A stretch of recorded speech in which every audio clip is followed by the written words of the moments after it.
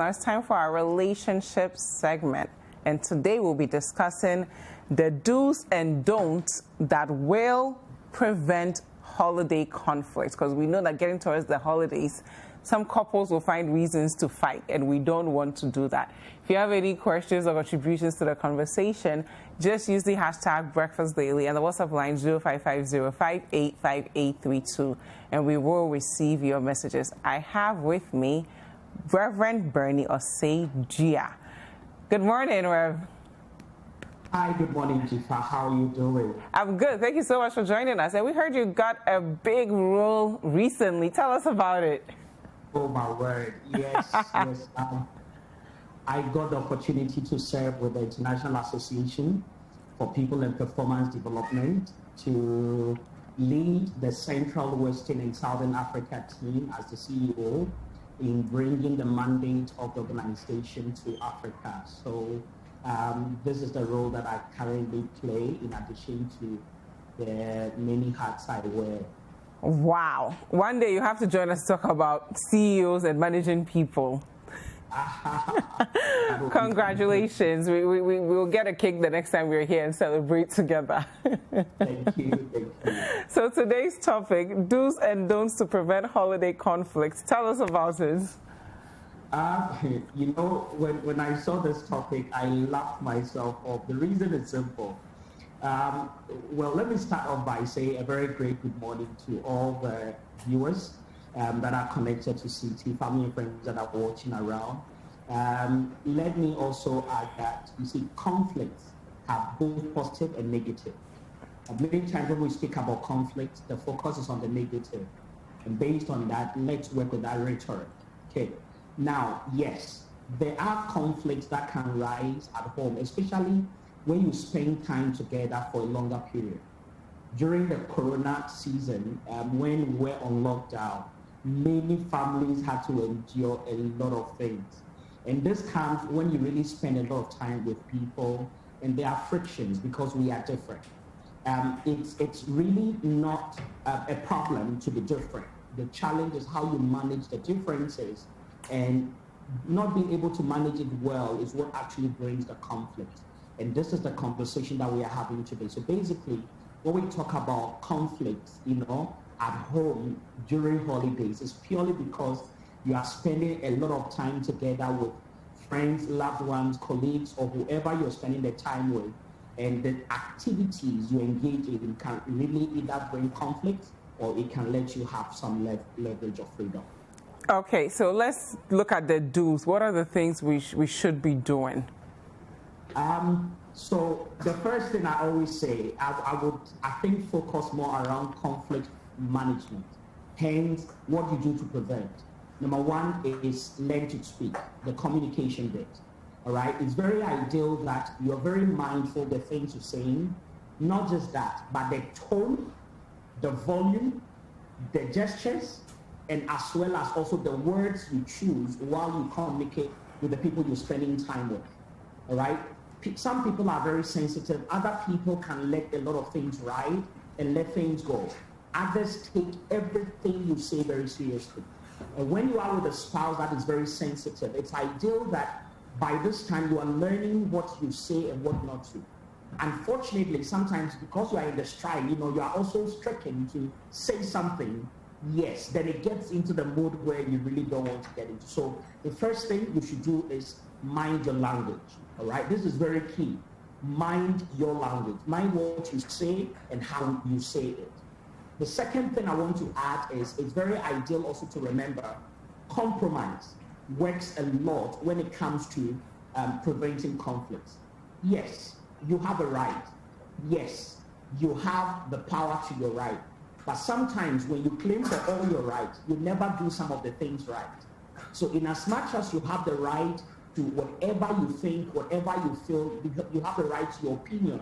And there are people who tell you, I don't bargain on my opinion, I'll tell it as it is. It's true. But that means that you are not also ready to enjoy peace. Because as you tell it as it is, the other person on the receiving end also has the right to respond the way they do. And these are the things that obviously can bring conflict. And it's ideal that you will be mindful of sometimes compromising your stance on certain things for the greater good of all. Hence, being able to ensure that you avoid the conflict through compromise.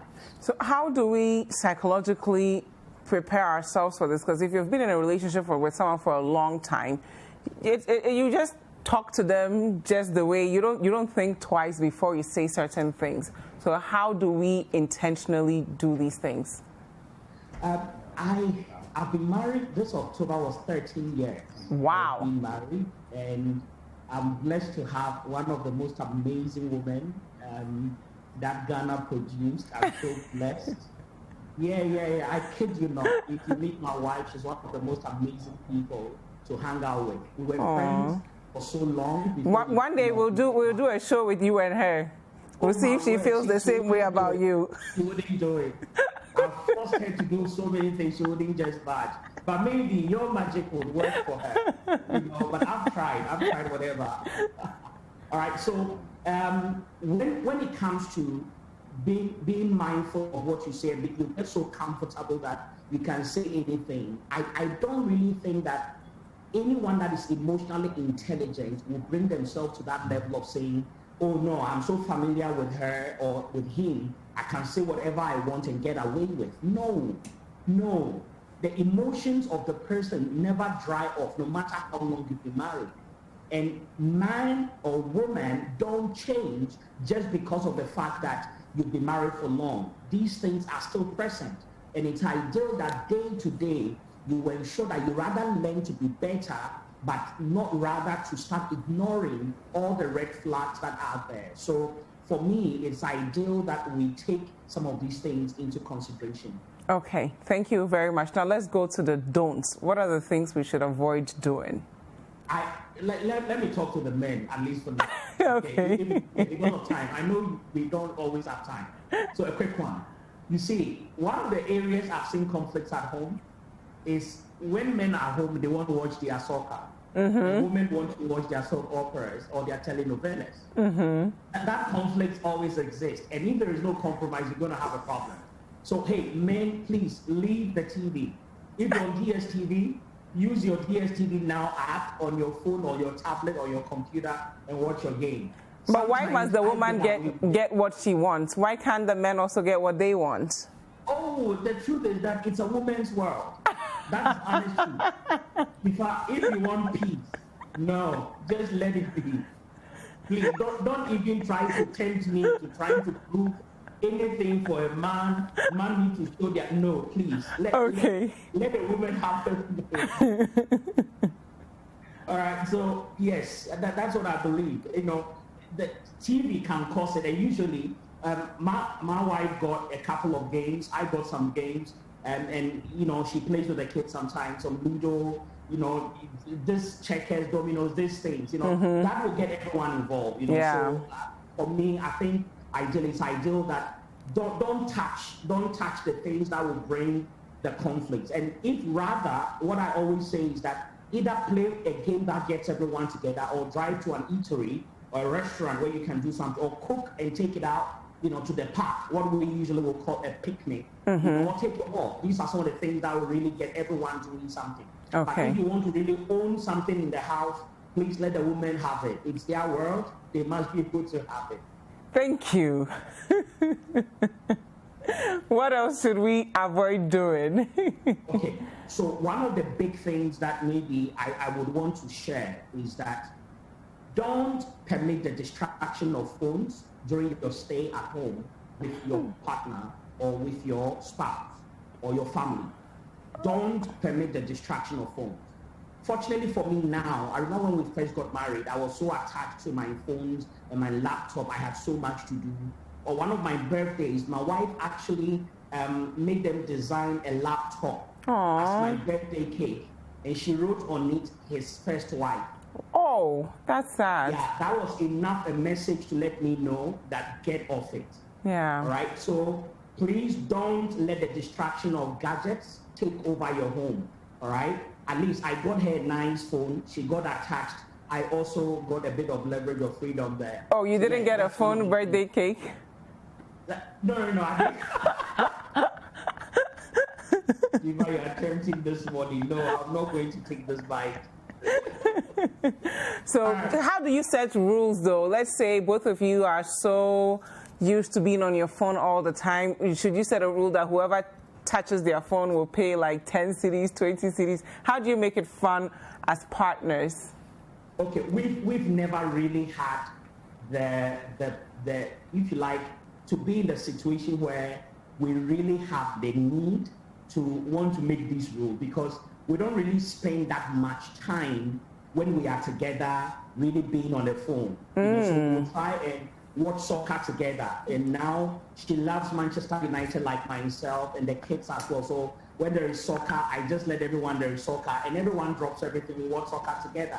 When we lose, we cry together. You know. So how do couples do that? Getting, you know, partners and kids interested in what they love to do, so that your me time will become our time. Oh yeah, I mean, listen, it's all about selling. I love the team. I realized in the beginning she didn't really love soccer. She would see me playing soccer on the computer, on phones, and I started talking about, you know, how great this team is. She started, okay, let me watch it. There is a live game. Let's watch together. I had a projector. I would put it up on the wall. It becomes a big TV before big TV became a big thing. You know, so gradually we started getting into the stride of it, and she fell in love with it. I bought her a jersey. You know, I didn't even buy one for myself, but yeah, she's the one wearing it. And then now the kids got in. So now everyone at home is Manchester United.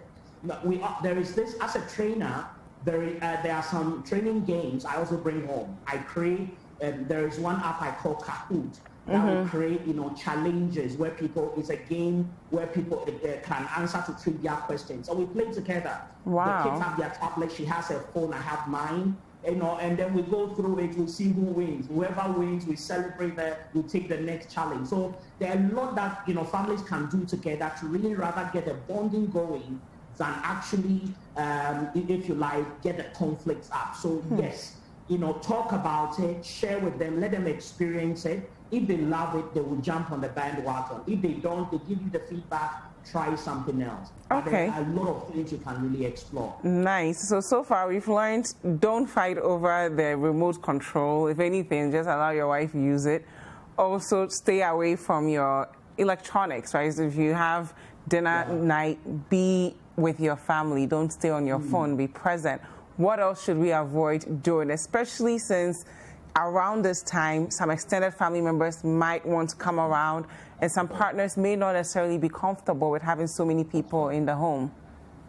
And I think, thanks so much. It was one of the 3 points I wanted to drop. So a quick one, yes.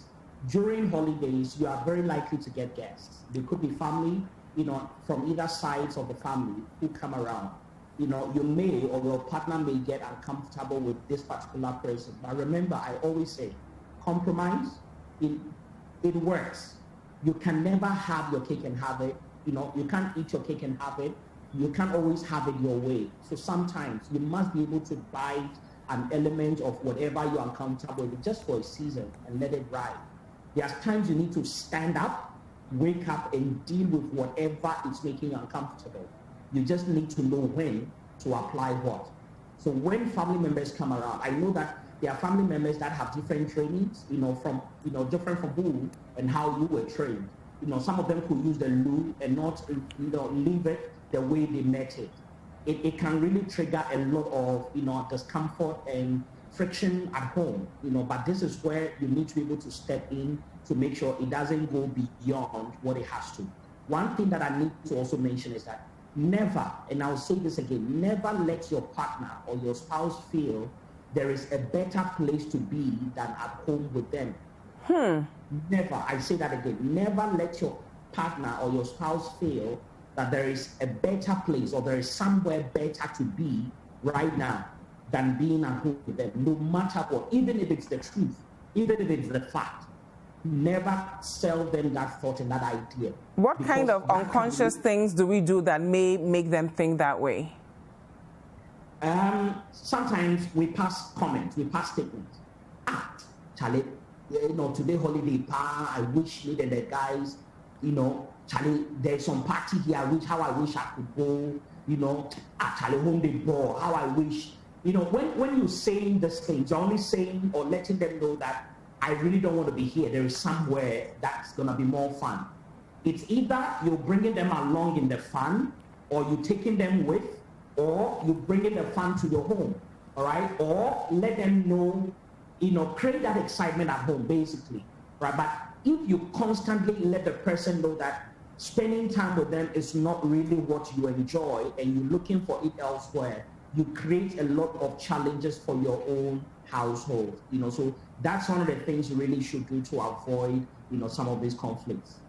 Okay, and how important is it for us to also try to not be the Grinch in our relationships, where we complain about everything when your partner is really trying to make sure that you have fun together? I think where you nailed on is very critical, and emotional intelligence play a major role. For example, anger is one thing that you can never ever say you will never be angry. I love a statement that Nelson Mandela made, I think, a couple of years ago. I had the privilege to be in an environment where he showed up and was sharing. One of the things he said was, you can actually postpone your anger. You can't postpone your anger to another day. You can postpone your reaction to another day. It's very ideal that we learn some of these things when it comes to emotional intelligence. And when I do counseling, I always, I tell couples that one of the things you can do, no matter how angry you are, one of the things you can do to tone it down, number one, is to speak a language you are not fluent in. I like to think I'm a bit fluent in English. Maybe my second, proficiency would be in Ga than the Chi. So when I'm angry, that means that my best pick is to speak Chi, because you won't have the flow. So by the time you finish one sentence, you might have maybe about 10 breaks, which also brings down the adrenaline of the energy in anger. All right. So be mindful about some of these things, what you say through, these conversations when you're having them with your spouse. Thank you so much for being with us, Reverend Bernie Osagie. It's always a privilege having you, and I hope that, our greetings to the family. We hope that we'll meet them all one day. And congratulations again on your big, big role. Thank you. So there you have it, guys. Do's and don'ts this holiday season to prevent conflict. Okay, the most important thing is to communicate with your partner. Whatever it is that you're feeling, communicate it. Be mindful. Practice emotional intelligence.